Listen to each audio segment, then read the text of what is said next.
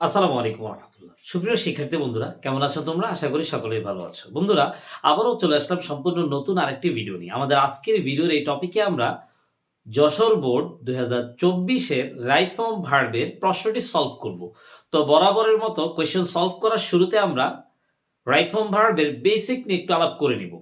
Right form ভার্বে যত জায়গায় যেখানেই কোয়েশ্চেন তোমরা দেখবা সেখানে দেখবা ৪টা বিষয়কে কেন্দ্র করে প্রশ্ন করা হয়।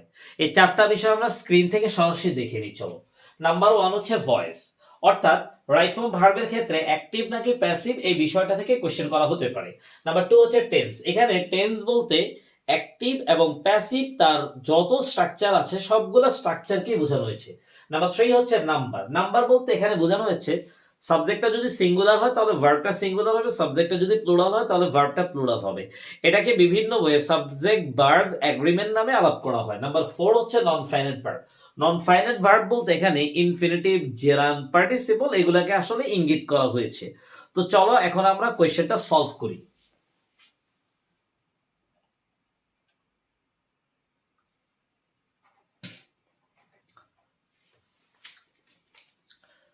স্ক্রিন থেকে আমরা প্রথমেই যে কাজটা করব, একদম কোয়েশ্চেনটা একবার পড়ে নেওয়ার চেষ্টা করব। যদিও আমি এখন তোমাকে পড়ে দেখাবো না, কিন্তু যখন তোমরা সলভ করবা অবশ্যই কিন্তু তোমরা প্রশ্নটা একবার বা দুইবার পড়ে নিবা।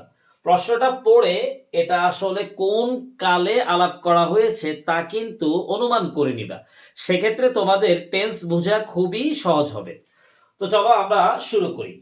ডিয়ার মিস্টার অ্যান্ড মিসেস বিশ্বাস, we are very dash concern.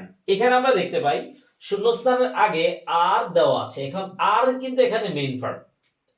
মনে রাখতে হবে, যদি ক্লজে পূর্ব থেকেই একটা মেইন ভার্ব দেয়া থাকে সেক্ষেত্রে কিন্তু আর আমরা active, passive, tense, singular, plural এগুলো কিচ্ছু যাচাই করব না। সেক্ষেত্রে আমরা নন ফাইনাইটে চলে যাব। হয় ইনফিনিটিভ হবে, না হয় জেরান্ড হবে, না হয় পার্টিসিপল হবে। এখন আমরা কোনটা বসাবো? তো এইটা যথেষ্ট পরিমাণ জটিল একটা কোয়েশ্চেন। সেটা এখানে আসলে উত্তর হবে কনসার্ন বি3। এটা আসলে কিভাবে বুঝবো? তো ভার্বের সাথে আইএনজি হতে পারে, আবার ভি3ও হতে পারে। এটা আসলে নির্ভর করে যে এখানে যার অ্যাডজেক্টিভ হবে তার উপরে। এখানে আমরা দেখতে পাই এই যে উই আর ভেরি কনসার্ন, এখানে এই যে উই এর অ্যাডজেক্টিভ হবে। এখন উই এর যে অ্যাডজেক্টিভ হবে, এখন এই উইটা কি এটা সরাসরি কারণ হবে কিনা? যদি সরাসরি উই এর কারণ হয় তাহলে আসলে আইএনজি হবে, আর যদি উইটা যদি সরাসরি কারণ না হয় তাহলে আসলে ভি3 হবে। তো এখানে আসলে এক্স্যাক্টলি ভি3 হবে উত্তর, কনসার্ন। আমি জানি তোমরা এই বিষয়টা এত অল্প সময় আসলে বুঝবা না। তো এটার জন্য ইনশাল্লাহ আমরা ডেডিকেটেড একটা ভিডিও নিয়ে আসবো, তোমরা সেই ভিডিওটি দেখে নেবা, তাহলে আশা করি এই বিষয়টা ক্লিয়ার হয়ে যাবে। সো এখানে উত্তর হবে কনসার্ন। আমরা একটু লিখে নেই কনসার্ন। এরপর চলে যাব about your son Rahel's behaviour, he dash play truant from school 3 times last month. এখানে আমরা দেখতে পাই play, he dash play truant. এখন প্লে এর এখানে সাবজেক্ট হচ্ছে হি।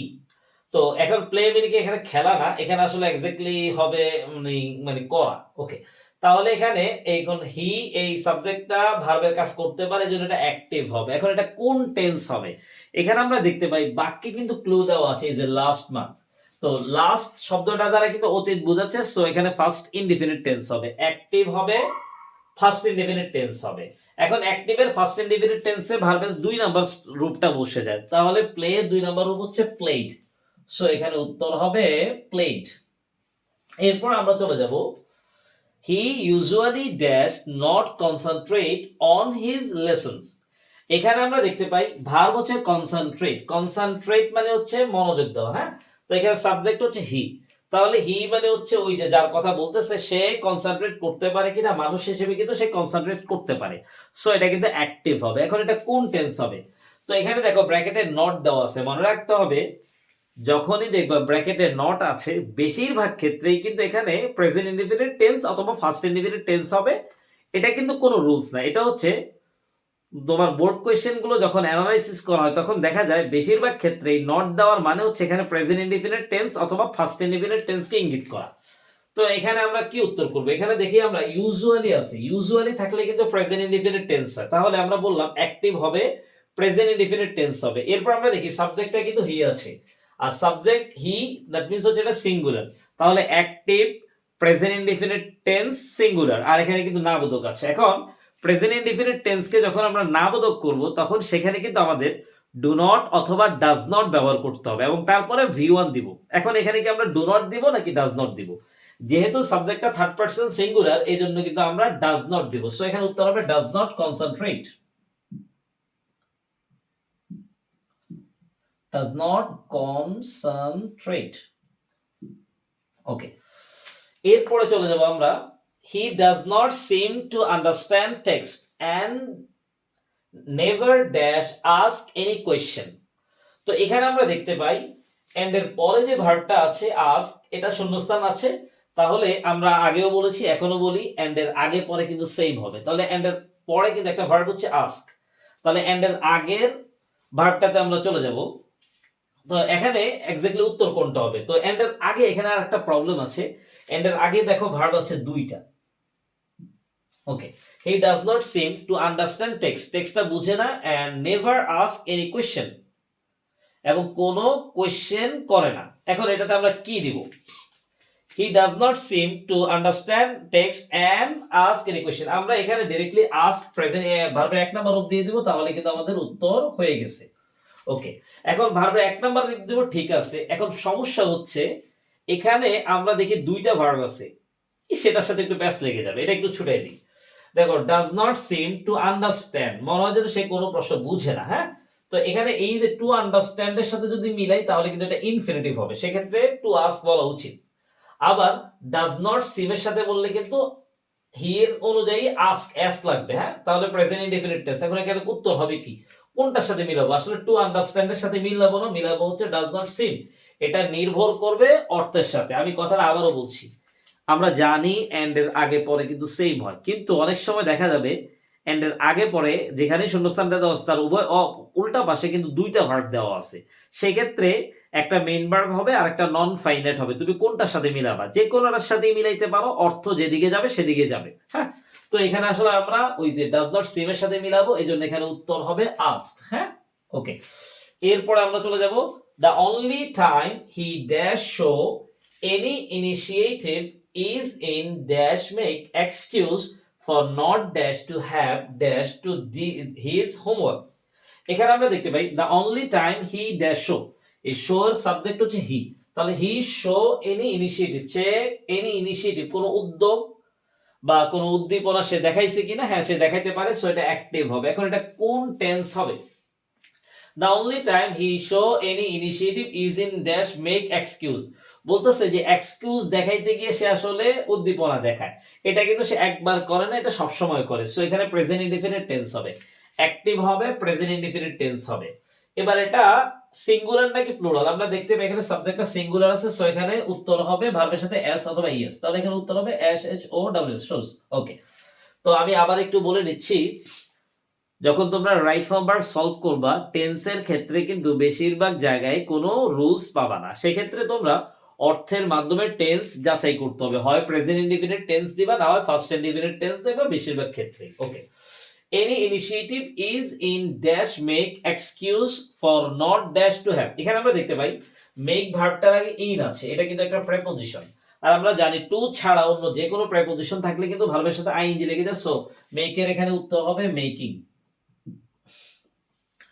এরপর আমরা চলে যাব for not dash to have dash do his homework, এখানে আমরা দেখতে পাই এই যে শূন্যস্থানের আগে কিন্তু ফল আছে। হ্যাঁ, সো এটাও কিন্তু প্রেপোজিশন, তাহলে প্রেপোজিশনের পরে কিন্তু ভার্বের সাথে আইএনজি লাগবে। এখন দেখো এখানে হ্যাভ আছে, বেশিরভাগ ক্ষেত্রেই হ্যাভের ক্ষেত্রে আমরা বলে থাকবো হ্যাভ থাকলে হ্যাভ হ্যাজ হ্যাড হয়, এখানে মনে রাখবা হ্যাভ থাকলে হ্যাভ হ্যাজ হ্যাড হতে পারে যদি সেটা মেইন ভার্ব হয়, কিন্তু যদি শূন্যস্থানের আগে প্রেপোজিশন থাকে আর হ্যাভ থাকে সেক্ষেত্রে কিন্তু আর হ্যাভ হ্যাজ হ্যাড হবে না, বরং হ্যাভিং হবে। সো এখানে আসলে উত্তর হবে হ্যাভিং, তাহলে এখানে আমরা বসাই দেই হ্যাভিং।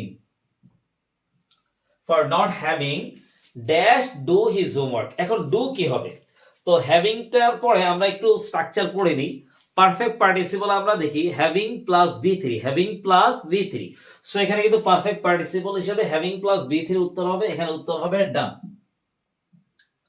ঠিক আছে, এই যে হ্যাভিং ডান এটা মূলত পার্টিসিপলের প্রকার।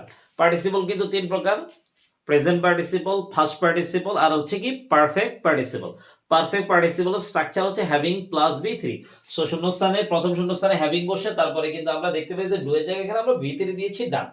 এরপরে চলে যাব although he dash have natural talent for art. এখানে আমরা হ্যাভ, এখানে আমরা বলি যে হ্যাভ মানে হচ্ছে হ্যাভ এস হ্যাড, কারণ এটা মেইন ভার্ব হবে।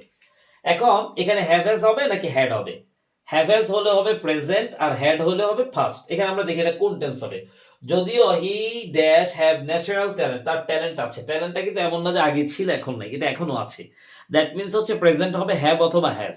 সাবজেক্ট যেহেতু হি আছে এজন্য কিন্তু হ্যাভ না হয়ে হ্যাজ হবে। সো এখানে উত্তর হবে হ্যাজ। এরপর চলে যাই আমরা he even dash not take.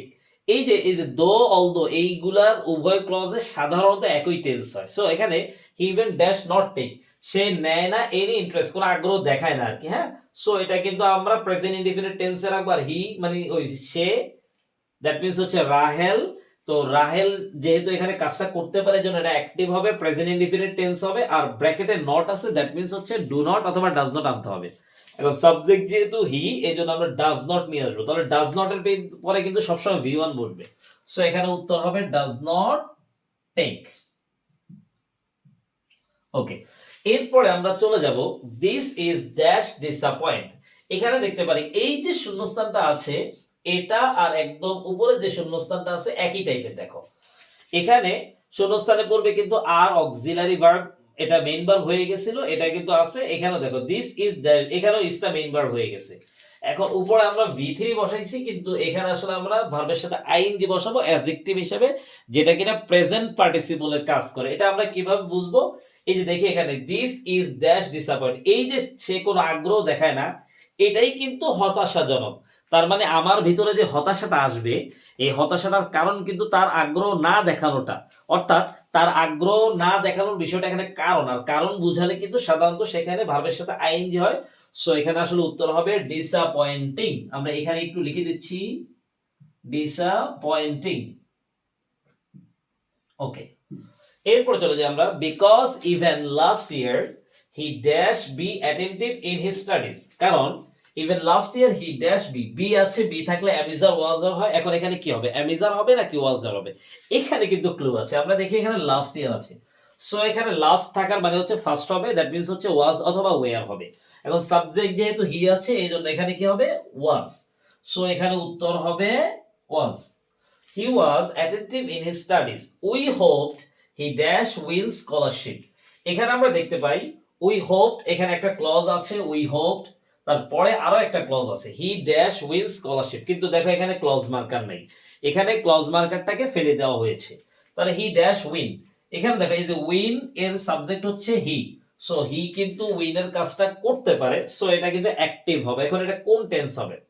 দেখো এখানে আমরা দেখতে পাই হোপড, এটা কিন্তু ফার্স্ট টেন্স আছে, এটা কিন্তু প্রিন্সিপাল ক্লজ। একটা রুলস মনে রাখতে হবে, প্রিন্সিপাল ক্লজে যদি ফার্স্ট হয়ে যায় তাহলে সাবঅর্ডিনেট ক্লজেও কিন্তু ফার্স্ট হবে। এখন এটা তো ফার্স্ট হবে, ঠিক আছে বুঝলাম। এখন এটা ফার্স্টের কোনটা হবে? First indefinite, first continuous, first perfect continuous সবকিছু হইতে পারে।